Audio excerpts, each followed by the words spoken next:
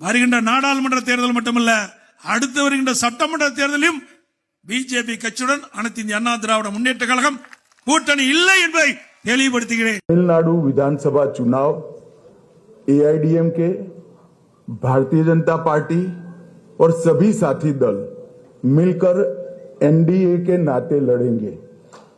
உங்கள் அனைவருக்கும் ஒரு மிக முக்கியமான ஒரு நல்ல தகவலை அறிவிக்கவும் இந்த விழாவை நாங்கள் கூட்டியிருக்கிறோம். இன்றைக்கு பாரதிய ஜனதா கட்சியின் தலைவர்களும் அஇஅதிமுகவின் தலைவர்களும் ஒன்றாக இணைந்து இந்த கூட்டணியை உருவாக்கி இருக்கிறார்கள்.